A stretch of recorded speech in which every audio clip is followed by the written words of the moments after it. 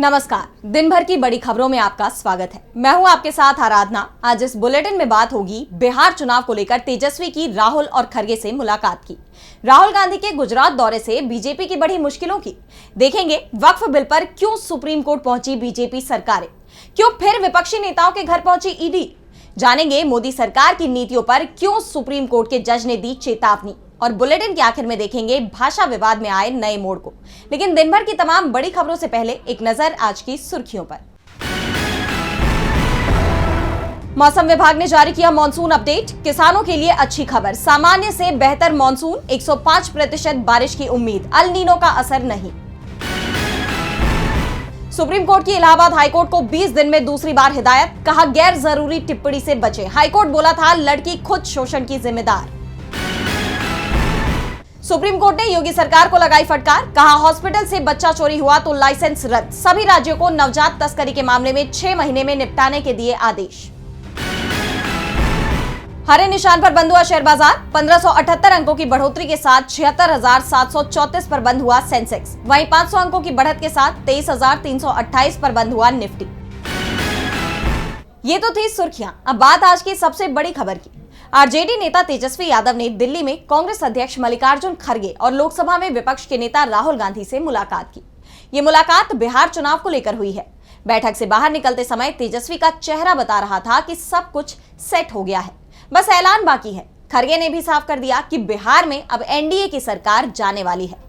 तो क्या कुछ हुआ इस बैठक में, देखिए इस रिपोर्ट में। बिहार विधानसभा चुनाव के चलते दिल्ली में महागठबंधन की बैठक हुई। मल्लिकार्जुन खड़गे और राहुल गांधी ने आरजेडी नेता तेजस्वी यादव से मुलाकात की, जिसमें बिहार विधानसभा में सीट बंटवारे और सीएम फेस को लेकर चर्चा हुई। और अब खबर है कि मामला तय भी हो गया है, क्योंकि दिल्ली में हुई बैठक में सिर्फ कांग्रेस और आरजेडी के ही नेता शामिल हुए थे। अब 17 अप्रैल को पटना में महागठबंधन की बैठक होगी, जिसमें तीनों वाम दल भी शामिल होंगे और इसी बैठक में सीट बंटवारे पर मोहर लगा दी जाएगी। आरजेडी की तरफ से खबर आ रही है कि इस बार भी वो 140 से 145 सीटों पर चुनाव लड़ेगी। बची हुई सीटें गठबंधन सहयोगियों के बीच बांटी जाएगी। पटना में होने वाली बैठक में सीएम फेस पर भी मोहर लगाई जा सकती है। खड़गे और राहुल गांधी से मुलाकात करने के लिए तेजस्वी यादव से जब सवाल किया गया तो उन्होंने भी साफ कर दिया कि जल्दी ही इस मामले पर फैसला हो जाएगा। सीएम फेस किसे बनाया गया है, इसकी जानकारी भी जल्दी सामने आ जाएगी। बैठक के बाद कांग्रेस अध्यक्ष खड़गे ने कहा है कि इस बार बिहार में बदलाव निश्चित है। आने वाले चुनाव में भाजपा और उसके अवसरवादी ठगबंधन से बिहार को मुक्ति मिलेगी। एक तरफ महागठबंधन में सीट बंटवारे पर सहमति बनती दिख रही है, तो दूसरी तरफ एनडीए में घमासान मचा हुआ है। जेडीयू ने सीएम पद को लेकर बीजेपी पर दबाव बढ़ा दिया है, तो बीजेपी इस मामले को लगातार टालने की कोशिश कर रही है। इसके साथ ही सीट बंटवारे को लेकर भी एनडीए में पेच फंसना तय है। ऐसे में ये माना जा रहा है कि इस महीने जहां महागठबंधन में सीटों का बंटवारा भी हो जाएगा, तो वहीं एनडीए में इसे लेकर टूट भी हो सकती है। बिहार चुनाव के लिए कांग्रेस और आरजेडी एकजुट रूप से आगे बढ़ती नजर आ रही हैं, तो गुजरात चुनाव के लिए भी कांग्रेस अभी से एक्टिव हो गई है।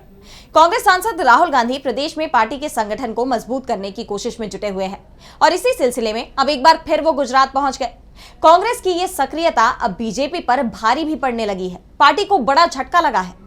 तो कैसे राहुल ने बढ़ाई बीजेपी की परेशानी, आइए देखते हैं इस रिपोर्ट में। कांग्रेस अभी से मिशन गुजरात में जुट गई है। कांग्रेस सांसद राहुल गांधी ने पीएम मोदी के घर में बीजेपी को हराने की बात कही थी और अब वो उसे मुमकिन बनाने की राह पर निकल गए हैं। पिछले 6 दिनों में दूसरी बार राहुल गांधी गुजरात दौरे पर हैं।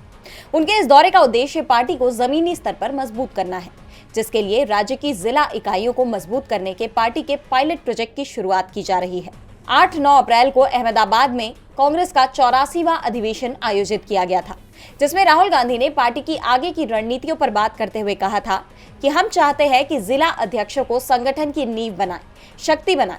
डिस्ट्रिक्ट कमेटी और डिस्ट्रिक्ट प्रेसिडेंट को हम पार्टी की फाउंडेशन बनाने जा रहे हैं और अब राहुल के इस 2 दिवसीय दौरे पर पार्टी के इन प्लान्स पर काम करने की योजना है। इस दौरान कांग्रेस सांसद स्थानीय नेताओं से मुलाकात भी करेंगे। राहुल गांधी जिस तरह से गुजरात में दिलचस्पी दिखा रहे हैं, उसने बीजेपी की नींद उड़ा दी है। पार्टी को 2027 के चुनाव में कड़ी चुनौती मिलने का डर अभी से सताने लगा है, जिसकी शुरुआत भी हो गई है।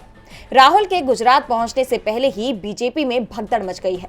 आदिवासी नेता और गुजरात के पूर्व विधायक महेश वसावा ने बीजेपी छोड़ने की घोषणा कर दी। इसके साथ ही उन्होंने बीजेपी की गुजरात इकाई के अध्यक्ष सीआर पाटिल के नाम लिखे एक खुले पत्र में पार्टी पर गंभीर आरोप भी लगाया। उन्होंने कहा कि ये साफ है कि देश में संविधान का पालन नहीं किया जा रहा है। आदिवासी, अन्य पिछड़ा वर्ग, मुस्लिम, ईसाई, सिख और गरीब एक साथ चलेंगे और आरएसएस बीजेपी की विचारधारा को खत्म करने के लिए मिलकर लड़ेंगे। वसावा ने बीजेपी पर वही आरोप लगाए हैं जो कांग्रेस ने लगाए हैं। ऐसे में उनकी कांग्रेस में शामिल होने की भी उम्मीद जताई जा रही है। बहरहाल एक बात तय है कि इस बार गुजरात में बीजेपी को कांग्रेस से कड़ी चुनौती मिलने वाली है। राहुल गांधी के लगातार हो रहे गुजरात दौरे ने बीजेपी की नींद उड़ा दी है, तो वक्फ कानून को लेकर भी बीजेपी फंस गई है। देश भर में मचे बवाल के बीच अब मोदी सरकार इसे लेकर बैकफुट पर आती दिखाई दे रही है। मुस्लिम संगठनों के बढ़ते विरोध और बीजेपी सहयोगियों के दबाव के चलते अब खुद बीजेपी सरकारों ने इस मामले में सुप्रीम कोर्ट का दरवाजा खटखटाया है। तो आखिर क्या है पूरा मामला, जानने के लिए देखिए ये रिपोर्ट। वक्फ संशोधन कानून लागू होने के बाद बीजेपी बहुत उत्साहित नजर आ रही थी, लेकिन बीजेपी ज्यादा दिन ये खुशी नहीं मना पाई, क्योंकि इस मामले को बढ़ता देख बीजेपी की टेंशन अब काफी बढ़ गई है। यही वजह है कि पहले केंद्र सरकार ने मामले में कैविएट दाखिल की और अब 7 डबल इंजन वाली सरकारों ने सुप्रीम कोर्ट का दरवाजा खटखटा दिया है। 16 अप्रैल को सुप्रीम कोर्ट में वक्फ संशोधन कानून पर सुनवाई है। उससे पहले महाराष्ट्र, असम, राजस्थान, छत्तीसगढ़, हरियाणा, मध्य प्रदेश और उत्तराखंड की सरकारों ने आवेदन दाखिल कर नए कानून का समर्थन किया है। इन राज्यों ने कहा है कि नया कानून पारदर्शी, न्यायपूर्ण और व्यावहारिक है। कानून के खिलाफ दाखिल याचिकाओं का विरोध करते हुए इन सभी राज्यों ने अपना पक्ष भी सुने जाने की मांग कोर्ट से की है। अब यहाँ सबसे ज्यादा गौर करने वाली बात यह है कि इन 7 राज्यों में सीएम बीजेपी का ही है। जिन राज्यों में सीएम बीजेपी के सहयोगी दल का है, वहां के सरकारों ने वक्फ कानून के समर्थन में सुप्रीम कोर्ट में कोई याचिका नहीं लगाई है। वक्फ के समर्थन में दायर याचिकाओं को लेकर यह भी कहा जा रहा है कि सीजेआई संजीव खन्ना की बेंच इस पर रोक न लगा दे। इसी के चलते इतनी बड़ी संख्या में बीजेपी की सरकार सुप्रीम कोर्ट पहुंची है, जिससे सुनवाई की प्रक्रिया को लंबे समय तक टाला जा सके। सुप्रीम कोर्ट में बीजेपी शासित राज्यों ने कहा कि ये व्यवस्था को सुधारने वाला और प्रक्रिया में स्पष्टता लाने वाला कानून है। इसमें वक्फ बोर्ड के अलावा सामान्य लोगों के भी हितों का ध्यान रखा गया है। ये कानून किसी से भेदभाव नहीं करता, लेकिन बीजेपी शासित राज्यों से इस तरह की याचिकाएं लगने से चर्चाओं का बाजार गर्मा गया है।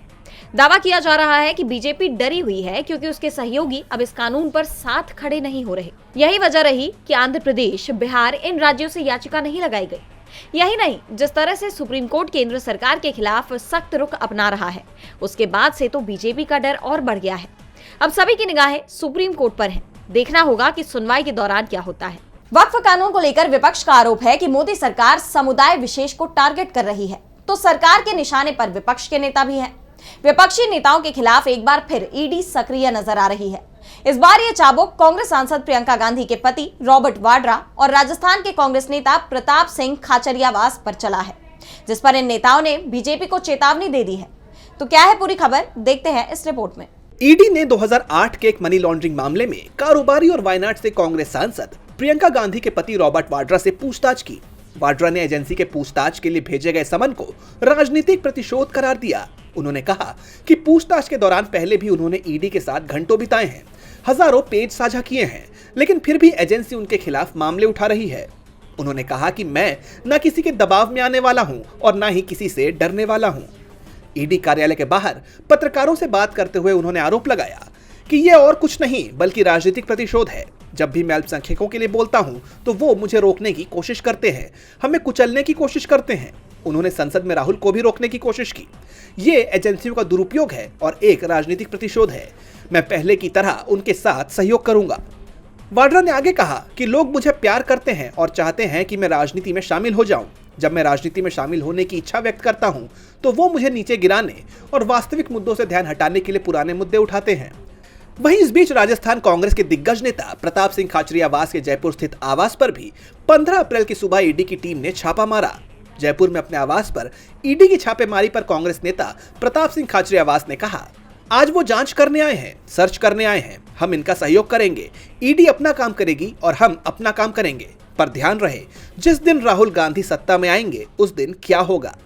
यानी विपक्ष जो आरोप बीजेपी पर लगाता रहता है कि वो ईडी और तमाम एजेंसियों का विपक्षी दल और उनसे जुड़े लोगों के खिलाफ इस्तेमाल करती है, वो दावे कहीं न कहीं इन कार्रवाइयों के चलते सही साबित होते हुए दिख रहे हैं। मोदी सरकार पर अपने फायदे के लिए केंद्रीय एजेंसियों के इस्तेमाल के आरोप लगाए जाते हैं। वहीं संविधान के मुद्दे पर भी सरकार बुरी तरह से घिर गई है। मोदी सरकार की तरफ से एक के बाद एक विधेयक लाए जा रहे हैं, जिनके जरिए संविधान में संशोधन किए जा रहे हैं। और अब तो यहां तक दावा किया जा रहा है कि सरकार संविधान में बड़े बदलाव की तैयारी कर रही है। इसे लेकर सुप्रीम कोर्ट के रिटायर्ड जज ने सवाल उठाए हैं और ये साफ कर दिया है कि ऐसी कोशिश कामयाब नहीं होगी। देखिए ये रिपोर्ट। सुप्रीम कोर्ट के पूर्व न्यायाधीश रोहिंटन नरीमन ने मोदी सरकार को कड़ी चेतावनी देते हुए कहा है कि अगर संविधान के मूल ढांचे के सिद्धांत को किसी भी तरह कमजोर किया गया तो जलियांवाला बाग जैसी घटनाएं हो सकती हैं। उन्होंने केशवानंद भारती मामले में संवैधानिक पीठ के फैसले का जिक्र करते हुए कहा कि अगर संविधान की आत्मा में बदलाव हुआ तो जनता उसे स्वीकार नहीं करेगी। बता दें कि 1973 में सुप्रीम कोर्ट के 13 जजों की संवैधानिक पीठ ने 6 के मुकाबले 7 के बहुमत से फैसला सुनाते हुए कहा था कि संविधान की मूल भावना में संशोधन नहीं किया जा सकता। इसके साथ ही कोर्ट ने कहा था कि संविधान में होने वाले संशोधन की न्यायिक समीक्षा भी हो सकती है। सुप्रीम कोर्ट के इस फैसले ने संविधान में संशोधन करने के संसद के व्यापक अधिकार को सीमित कर दिया था और यह भी साफ कर दिया था कि संसद से पास किसी भी बिल या संविधान संशोधन बिल, भले ही वो कानून ही क्यों न बना दिया गया हो, उसकी सुप्रीम कोर्ट न्यायिक समीक्षा कर सकता है। इसके साथ ही साथ उसे रद्द भी कर सकता है। इसी का जिक्र जस्टिस नरीमन ने अपनी किताब basic structure doctrine protector of constitutional integrity के विमोचन पर किया। उन्होंने कहा कि मैं बस इतना कह सकता हूं कि इस पुस्तक का उद्देश्य ये है कि ये सिद्धांत हमेशा के लिए है और कभी खत्म नहीं हो सकता। उन्होंने कहा, और अगर किसी कारण कभी खत्म हो भी जाता है तो फिर इस देश का भगवान ही मालिक है, जिसके बाद जलियांवाला बाग जैसी घटनाओं की आशंका पैदा हो सकती है। जस्टिस नरीमन का यह बयान काफी चर्चा में है तो नजरें मायावती के फैसले पर भी बनी हुई हैं। बीएसपी चीफ ने पार्टी की बैठक बुला ली है। आकाश आनंद, जिन्हें मायावती ने 1 महीने पहले पार्टी से बाहर कर दिया था, लेकिन सार्वजनिक रूप से माफी मांगने के बाद 13 अप्रैल को उन्हें फिर से पार्टी में शामिल कर लिया गया, जिसके बाद सवाल उठ रहे हैं कि क्या बीएसपी चीफ एक बार फिर आकाश को अपना सियासी वारिस घोषित करेंगी। देखिए ये रिपोर्ट। 13 अप्रैल को आकाश आनंद ने एक्स पर पोस्ट कर मायावती से माफी मांगी। इसके कुछ ही घंटे बाद मायावती ने आकाश को माफ भी कर दिया, साथ ही पार्टी में भी जगह दे दी। अब आकाश की जिम्मेदारी तय की जाएगी। इसके लिए मायावती ने पार्टी की बैठक लखनऊ के बीएसपी मुख्यालय में बुलाई है। इस बैठक में 300 के करीब नेता मौजूद हो सकते हैं। इस बैठक में मंडल और जिला इंचार्ज के साथ साथ सभी जिला अध्यक्षों को भी बुलाया गया है। बैठक में आकाश की वापसी के पीछे के कारणों के साथ ही उन्हें दी जाने वाली जिम्मेदारी पर चर्चा होने की संभावना है। दरअसल पिछले 10 सालों से बीएसपी का आधार तेजी से गिरा है। इंडिया गठबंधन की तरफ से बीएसपी के वोट बैंक में सेंध लगा दी गई है, तो दूसरी तरफ बीजेपी को लेकर नर्म रुख अपनाने के चलते बीएसपी का सपोर्टर भी मायावती से नाराज है, जबकि आकाश आनंद बीजेपी के खिलाफ बेहद तीखे बयान देते रहे हैं और इसी के चलते उन पर बीएसपी चीफ ने पहले भी कार्रवाई की थी। और अब कहा यह जा रहा है कि बसपा के सिमटते आधार को बचाने के लिए आकाश आनंद की इसी खूबी का इस्तेमाल बसपा कर सकती है। फिलहाल अब सभी की नजरें 16 अप्रैल को होने वाली बीएसपी की बैठक पर टिकी हुई है। बसपा की बैठक पर टिकी हुई है। वैसे मायावती एक बात तो साफ कर चुकी हैं कि अब वो आकाश को अपना उत्तराधिकारी नहीं बनाएंगी। इसके अलावा उन्हें कोई दूसरी जिम्मेदारी जरूर दी जा सकती है। और बुलेटिन के आखिर में देखेंगे भाषा विवाद में आए नए मोड़ को। एनसीईआरटी ने इंग्लिश मीडियम की अपनी कई नई किताबों को रोमन लिपि में हिंदी नाम दे दिए हैं, जिसे लेकर हंगामा खड़ा हो गया है। केरल के शिक्षा मंत्री ने इस पर नाराजगी जताते हुए एनसीईआरटी से इस फैसले को वापस लेने की मांग की है। तो क्या है पूरा मामला, जानिए इस रिपोर्ट में। एनसीईआरटी ने अपनी इंग्लिश मीडियम की कई किताबों के हिंदी नाम रख दिए हैं, जिसे लेकर हंगामा खड़ा हो गया है। ये किताबें भाषा विवाद के बीच आई हैं, जिसे लेकर शिक्षाविदों और भाषा विशेषज्ञों में बहस छिड़ गई है। एनसीईआरटी पर भड़के केरल के शिक्षा मंत्री ने इस फैसले को वापस लेने की मांग की है। जानकारों का कहना है कि ये कदम गैर हिंदी भाषी क्षेत्रों में हिंदी को बढ़ावा देने की कोशिश के रूप में देखा जा सकता है। तमिलनाडु जैसे राज्य इसका पहले से ही विरोध कर चुके हैं। जैसे क्लास 6 की अंग्रेजी पाठ्यपुस्तक को पहले हनीसकल के नाम से जाना जाता था, लेकिन अब इसका नया नाम पूर्वी है। पूर्वी हिंदी शब्द है जिसका अर्थ पूर्व दिशा है। इसी तरह कक्षा 1 और 2 की पाठ्यपुस्तकों को अब मृदंग और कक्षा 3 की किताबों को संतूर नाम दिया गया है। गणित की किताबों के लिए भी यही पैटर्न अपनाया गया है। कक्षा 6 की गणित की किताब, जो पहले अंग्रेजी में मैथमेटिक्स और हिंदी में गणित थी, अब दोनों भाषाओं में गणित प्रकाश के नाम से है। इस फैसले की केरल के सामान्य शिक्षा मंत्री वी शिवकुट्टी ने कड़ी आलोचना की। उन्होंने इसे गंभीर तर्कहीनता और भारत की भाषाई विविधता को कमजोर करने वाला कदम करार दिया। शिवकुट्टी ने कहा कि लंबे समय से चले आ रहे अंग्रेजी शीर्षकों को मृदंगम और संतूर जैसे हिंदी शीर्षकों से बदलना अनुचित है। ये बदलाव केरल की भाषाई विविधता को संरक्षित करने और क्षेत्रीय सांस्कृतिक स्वायत्तता को प्राथमिकता देने की प्रतिबद्धता के खिलाफ है। अंग्रेजी शीर्षक छात्रों में संवेदनशीलता और समझ को बढ़ावा देता है। शिवकुट्टी ने कहा कि एनसीईआरटी का ये फैसला संघीय सिद्धांतों और संवैधानिक मूल्यों को कमजोर करता है। उन्होंने एनसीईआरटी से इस फैसले की समीक्षा कर इसे वापस लेने की मांग की और सभी राज्यों से ऐसे फैसलों के खिलाफ एकजुट होने का आह्वान किया। फिलहाल इस मामले पर एनसीईआरटी की ओर से कोई बयान सामने नहीं आया है, लेकिन अब ये मामला कहां जाकर थमता है ये देखना होगा। तो आज इस बुलेटिन में इतना ही। आप देखते रहिए डीबी लाइव। नमस्कार।